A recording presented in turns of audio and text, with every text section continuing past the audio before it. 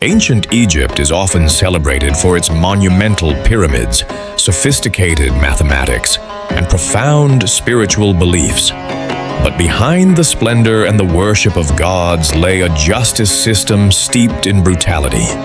Back then, crimes weren't just breaches of human law. They threatened Mayat, the cosmic harmony embodied by the pharaoh and goddess of balance. To deter wrongdoing and reinforce authority, a spectrum of punishments evolved, some geared toward restitution, others toward spectacle and terror. From mutilations that physically branded a person as a criminal to executions staged as public theater, these practices reveal a civilization that viewed punishment as both deterrent and moral statement. So, today, let's venture into the darker side of pharaonic power and explore 11 of the most shocking torture methods that ancient Egyptian authorities wielded against criminals. First, impaling. Impaling was among the most theatrical and excruciating capital punishments in ancient Egypt. Victims, often labeled as tomb robbers, traitors, or rebels, were hoisted onto sharpened stakes. In one variation, the stake was greased, prolonging the victim's descent and allowing onlookers hours or even days to witness the agony. Without anesthetics, those impaled often remained conscious as the spike gradually penetrated vital organs. Beyond its physical brutality, impaling served ritualistic and psychological functions. The condemned became a living emblem of what happened when one dared breach Egypt's laws. Hieroglyphic depictions occasionally portray impaled figures with grim detachment, underscoring the state's willingness to harness fear for social control. The public nature of impalement amplified its deterrent value. Crowds were explicitly summoned to these executions, transforming punishment into communal theater. In some cases, the impaled remained on display long after death, their bodies left to decompose under the sun. This macabre tableau reinforced the idea that divine and royal justice worked hand in hand. Offenders not only betrayed the state, but also offended the cosmic order upheld by the gods. Eventually, the visceral suffering of the impaled discouraged potential criminals from imitating the condemned's deeds, effectively fusing law enforcement with spectacle. Second, hand amputation. Next, amputation of the hands was a standard penalty for those caught desecrating burial sites or stealing sacred artifacts. The ancient Egyptians regarded tomb robbery as a profound sacrilege. So, by severing the hands, authorities permanently disabled thieves, ensuring they could neither repeat the crime nor perform any manual trades. The physical loss translated into social exile. A handless person could neither craft goods nor present offerings at temples, condemning them to dependency. Amputation also sent a stark message. Even if riches tempted you, the state's edge was sharper. Such mutilations underscored the value Egyptians placed on preserving heritage and reinforcing boundaries between the living and the divine dead. This punishment extended beyond mere deterrence. It aligned with Egyptian beliefs about bodily integrity and the afterlife. Monks and artisans without hands lost economic worth, while the mutilated risked social and spiritual ostracism. Amputation, therefore, functioned on three levels: physical incapacitation, economic annihilation, and religious disgrace. The communal memory of these punishments, recorded in temple, perpetuated fear across generations. So, through such a severe bodily penalty, officials maintained vigilance over tombs and guaranteed that the sacred sepulchres of pharaohs and nobles remained inviolate and safe. Third, facial mutilation. Similarly, mutilating facial features. Most commonly cutting off the nose and sometimes the ears marked criminals for life. This practice served a dual purpose.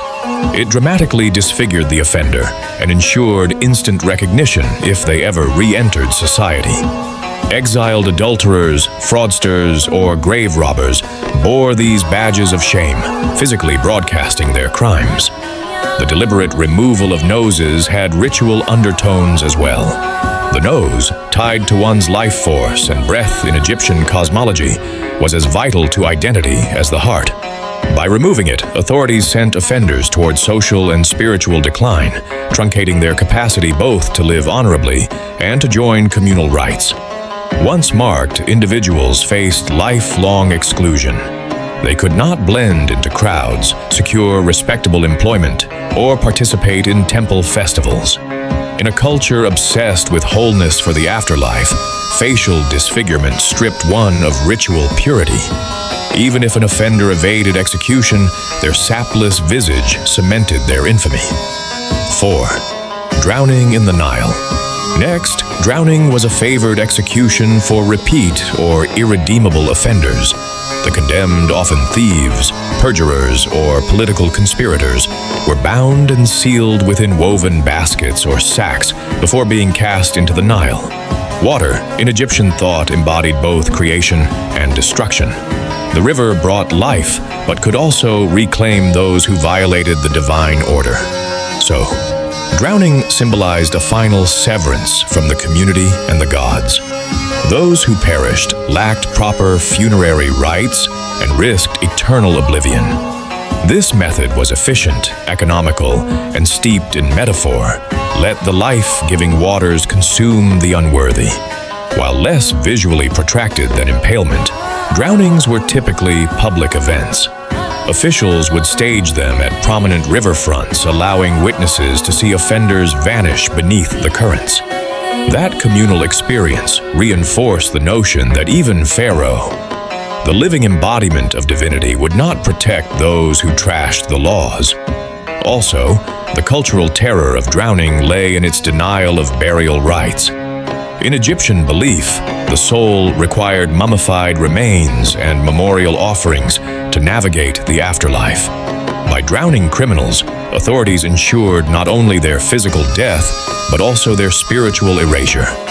5th, beating of 100 blows. For less egregious property crimes or insubordination, a popular sentence was the beating of 100 blows. Although records vary, some mention 100, others fewer. The idea remained the same, administering relentless lashings in full view of the community. Tools ranged from pliable rods to braided leather thongs embedded with gritty substances to deepen the pain. Overseers struck repeatedly until the quota was met or the victim collapsed. This corporal punishment aimed less at killing than at humiliation. Public beatings branded a person as dishonored, discouraging peers from similar misconduct. Archaeological examinations of skeletal remains reveal traces of repeated trauma consistent with such beatings. Rib and vertebral lesions suggest victims experienced chronic whippings over time, which means the aftermath extended beyond temporary pain.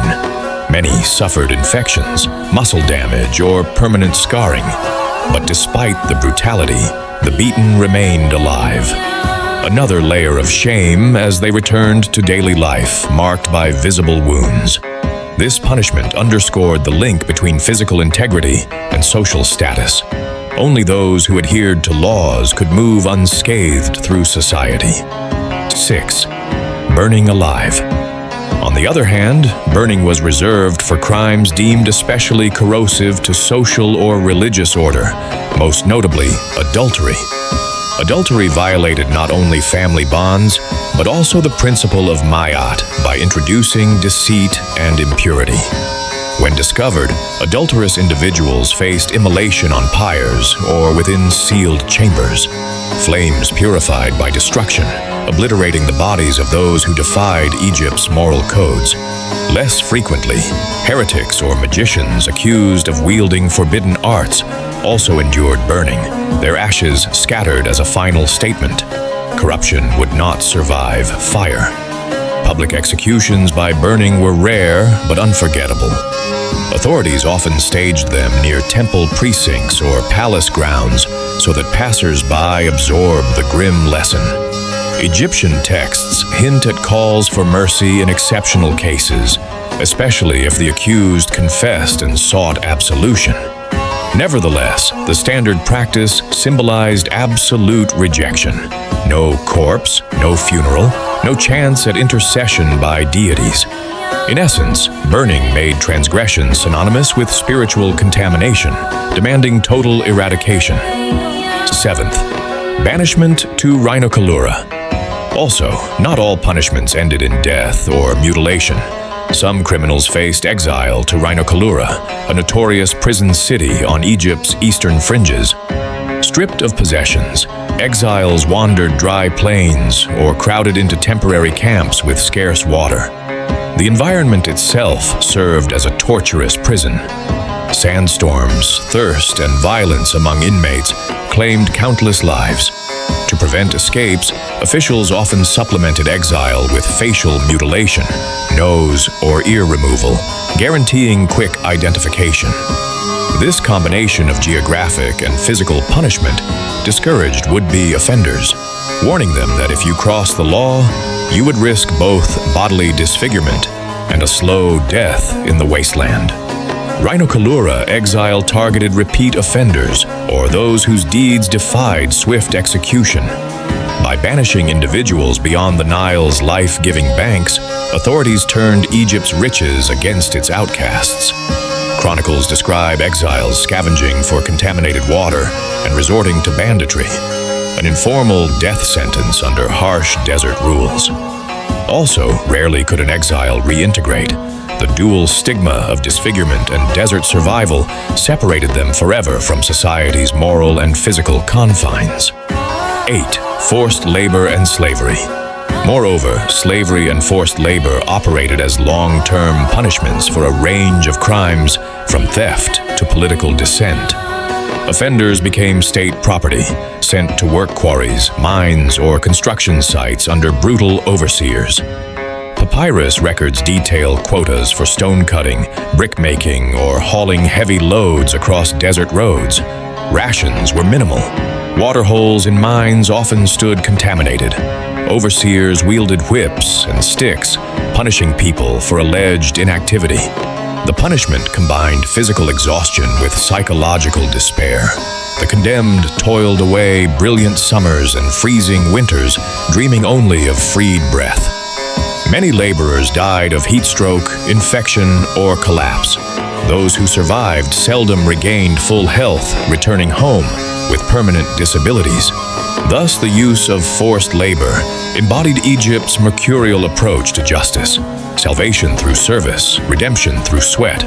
At the same time, it reinforced social stratification.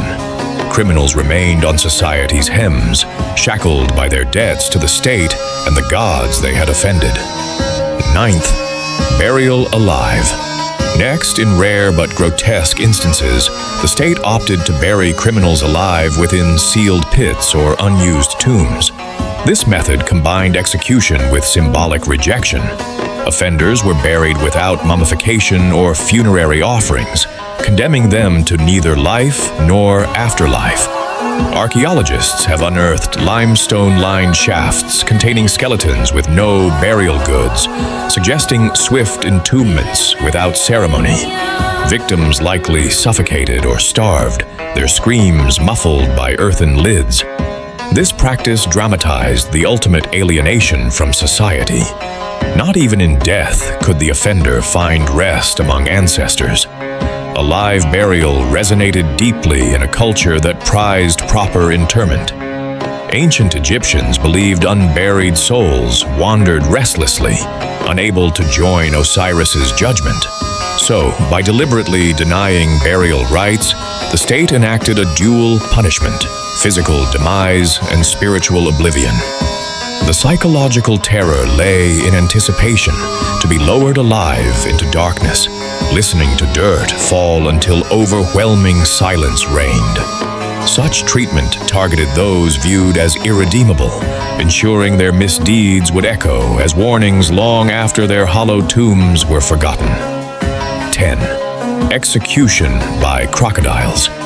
And for the most audacious criminals, Egyptian authorities sometimes assigned punishment to most powerful predators in nature. Victims were bound and thrown into crocodile-infested Nile reaches, left as living bait. This form of execution combined raw spectacle with mythic symbolism. Crocodiles, embodiments of chaos and ancient forces, consumed those who had disturbed the divine order. Onlookers witnessed the thrash and submerge, a final, visceral lesson that lawbreakers could expect no mercy from land or river. This method served political ends as well. By attributing death to a wild beast, state kept an air of disinterest, as if Pharaoh's commands were carried out by nature itself. Iconography sometimes shows heroes or gods taming crocodiles, reminding citizens that divine favor, not just mortal authority, protected order. For those thrown into the river, there was no hope of rescue. Neither priestly intervention nor royal clemency could stop the flow of blood into the Nile. 11. Bastinado. Finally, among the everyday tortures used in interrogations and punishments, bastinado stood out for its cruelty. Victims were forced into submission as guards beat the soles of their feet with sticks or rods. The soles, packed with sensitive nerve endings, responded to each strike with intense pain, often causing victims to scream, yet remain unable to move. This technique extracted confessions, quelled dissent, and reinforced discipline among slaves and suspects. Unlike public spectacles, bastinado unfolded behind courthouse walls, blending torture with legal procedure. Also, corporal punishment by foot beating persisted across centuries. Its inclusion in judicial records suggests bastinado was institutionalized, sanctioned by magistrates who deemed physical coercion necessary to reveal truths or punish unscrupulous behavior. Although less lethal than impaling or drowning, bastinado left long-term damage, chronic foot wounds, infection, and psychological trauma. For ancient Egyptians who prized bodily integrity as essential to afterlife entry, the maimed souls served as both confession and curse. So, ancient Egypt's criminal justice system balanced restitution, coercion, and terror under the unifying principle of Ma'at, cosmic harmony. While fines, exile, and forced labor addressed less severe transgressions, the gravest offenses prompted punishments crafted to inflict unforgettable pain, public humiliation, and spiritual annihilation. Through impalement, drowning, and crocodile executions, state and divine will converged, reminding citizens that lawbreakers risked not only mortal suffering, but also eternal erasure. These torturous methods underscore the lengths to which Egypt's rulers would go to protect sacred order. In their stark brutality, they illuminate a civilization that viewed punishment as both a tool of governance and a ritual of cosmic justice. So, what are your thoughts about these 11 torture methods used in ancient Egypt? Share with us in the comments section below. We would love to read them. Also, if you liked this video, share it with your friends and subscribe to our channel for more interesting content.